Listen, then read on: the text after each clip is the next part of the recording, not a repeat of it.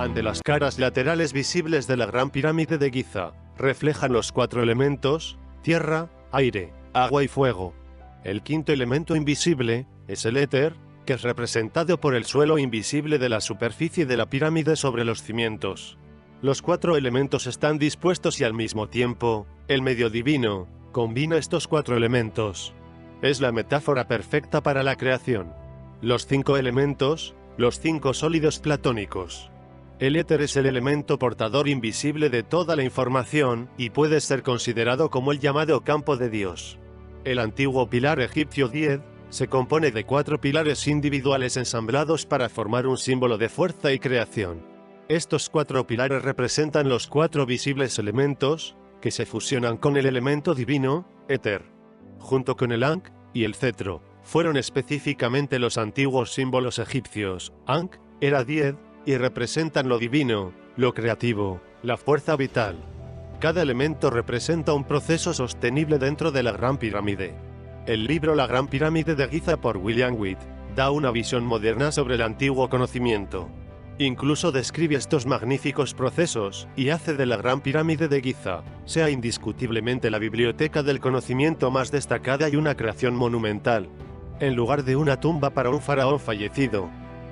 No es coincidencia que la relación de la superficie del área entre las 4 caras laterales visibles y la superficie del suelo invisible es igual a la proporción áurea. El número irracional 1618. Todo en la Tierra y más allá está basado en esta relación y es el resultado de la congregación de los 5 elementos. La confluencia de lo terrenal y lo divino, como fue consagrado en la antigua cultura egipcia. El elemento tierra. La Gran Pirámide de Giza es una importante parte del complejo piramidal de Giza, situado a las afueras del moderno Cairo. La meseta de Giza es conocida por la Esfinge y las 3 grandes pirámides de Khufu, Khafre el sucesor de Khufu, y Menkaura, el sucesor de Jafra y el hijo de Khufu. Todos los faraones de la cuarta dinastía, un período de tiempo desde el 2613 hasta el 2498 a.C. La meseta de Giza es un área masivamente situada en la más alta meseta rocosa, e inextricablemente conectadas con las estructuras en ella. La conexión con la Tierra es óptima, y cada vibración en la Tierra y en la meseta rocosa se pasa sin interrupción a las 3 pirámides mencionadas anteriormente, que son básicamente una continuación de la masa de la Tierra, no obstaculizada o perturbada por capas intermedias de tierra o diferentes capas de piedra, con una continuidad perfecta de la Tierra y la construcción de los masivos monumentos sobre él.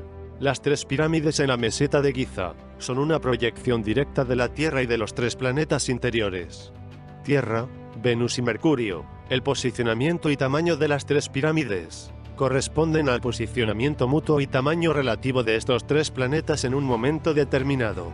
La Esfinge, y la posición exacta de las 3 pirámides en relación con la posición similar de los 3 planetas interiores, revelaron el año 10.472 a.C., como el año de establecimiento de todo el complejo de Giza. El elemento agua. La primera temporada del antiguo calendario egipcio fue el Arca, la temporada en la que el río Nilo se desbordó como resultado de la extensa temporada de lluvias en el este de África. La temporada del Arca, o la inundación anual entre junio y septiembre, de acuerdo con los antiguos egipcios, fue la venida anual del dios Api, dios de las inundaciones anuales que trajeron la fertilidad a su tierra. Este dios egipcio fue recibido por el león en la meseta de Giza, la Esfinge. Estaba ubicada en la base de la meseta de Giza, cerca de las orillas del río Nilo. El historiador griego Heródoto en el 435 a.C. declaró que el agua del Nilo alcanzó las patas delanteras de la Esfinge durante las inundaciones anuales, que fue precisamente la intención de los antiguos constructores. En ese momento de la vida trayendo inundaciones, el Sol y la constelación de Leo, ambos se elevaron por encima del horizonte en el este, y por lo tanto, la Esfinge también fue llamada el guardián del Sol. La Esfinge no es una criatura mítica de la mitología egipcia, ni un faraón con el cuerpo de un león. Es simplemente un león, mirando al este, como un directo representante de los 9 dioses de la creación. Descendiendo a la Tierra durante la era astrológica del león, hace aproximadamente 12.000 años, al final del último período glacial. Estos 9 dioses egipcios de la creación, mejor conocidos como la Eneida de Heliópolis, son los creadores mitológicos y representantes de estos cuerpos celestes en nuestro sistema solar. el Sol, Amon-Ra, Mercurio, Su, Venus, Tefnut, Tierra, Gabe, Marte, Nud, Júpiter, Ciro, Saturno, Set, Urano, Isis, y Neptuno, Nemphis. El verdadero fundamento de toda cultura es el conocimiento y la comprensión del agua. Delante de la Esfinge está el llamado Templo de la Esfinge, a través del cual el Nilo fue admitido en el foso de la Esfinge por medio de un ingenioso sistema de esclusas dentro del templo, creando un flujo natural de agua y provocando una frecuencia vibratoria pura en las moléculas de agua. El templo de la Esfinge fue construido para regular el suministro de agua, y para purificar el agua por medio de sus movimientos naturales. E implementado por el ingeniero forestal austríaco Victor Schauberger. Así él obtuvo agua pura y enérgica del Nilo, que fue utilizada como materia prima para la casa de energía más natural y extraordinaria que se haya construido, en la Gran Pirámide de Giza.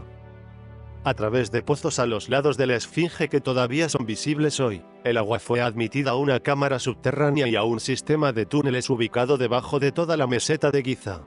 Este sistema de túneles subterráneos será necesario para transportar el agua en la dirección a la Gran Pirámide, y de las pirámides en general. La evidencia de la existencia de una red tan subterránea se puede encontrar en todas partes, en dirección a la vecindad directa de todas las pirámides egipcias e incluso en la vecindad intermedia de cada pirámide construida, o incluso formada naturalmente en todo el mundo. El agua se empujó en la Gran Pirámide bajo gran presión y llenó la parte inferior del sistema interior. Después de cerrar el suministro de agua, una válvula de retorno de nuevo en su posición cerrada, asegurando que un fuerte vacío emergiera sobre la superficie del agua en el interior de la pirámide herméticamente sellada. De acuerdo con la física, el agua comienza a hervir sin la aplicación de calor, y el sistema interior de la pirámide se llenará completamente con el vapor de agua ya formado.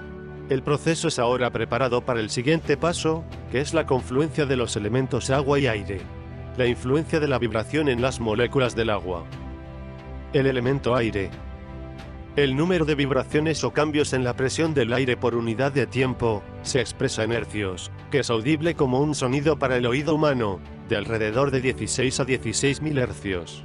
La ciencia que se ocupa del estudio del sonido se llama acústica. Y un elemento importante de ella es la influencia de un espacio dado en el sonido y algunas vibraciones. Investigadores y visitantes de la Gran Galería, y la Cámara del Rey dentro de la Gran Pirámide, experimentaban y todavía experimentan una extraordinaria reverberación del sonido, resultante de la resonancia de las ondas sonoras que no es una característica accidental. Las dimensiones de la Cámara del Rey son cuidadosamente elegidas para crear una posición u onda estacionaria como resultado del fenómeno de resonancia sonora. La frecuencia correspondiente se llama la frecuencia de resonancia para un espacio u objeto específico. En 1952, Winfried Schumann, un profesor alemán de física, descubrió que resonando ondas electromagnéticas con una frecuencia de alrededor de 8 Hz podría medirse en la atmósfera de la Tierra. Este fenómeno natural se llama la frecuencia de resonancia de Schumann. Y principalmente ocurre cuando la electricidad se descarga en la llamada guía de onda cerrada, entre la superficie de la Tierra y la ionosfera. La onda estacionaria predominante de este efecto de resonancia de baja frecuencia, como una frecuencia de 7.83 Hz, o la voz de la Madre Tierra. El promedio entre lo calculado y la frecuencia medida para la latitud de Giza, tiene 8.1 Hz, y esta es exactamente la frecuencia capturada por la antena de Giza. Es una de las características de la forma de la Gran Pirámide. La Cámara del Rey fue construida para resonar en una cierta frecuencia que es la exacta, óptica o segunda armónica del suelo. La primera frecuencia armónica de 8.1 Hz, la nota clave de la Madre Tierra. La frecuencia 8.1 Hz se transfirió a la Cámara del Rey después de ser amplificada dentro de la antecámara en la que el sonido se ve obligado a viajar una gran distancia. Las medidas exactas de la Cámara del Rey hicieron posible capturar el segundo armónico de 8.1 Hz, y esto resultó con la creación de la onda estacionaria necesaria con la frecuencia resonante de 16.2 Hz, la frecuencia dorada de Giza.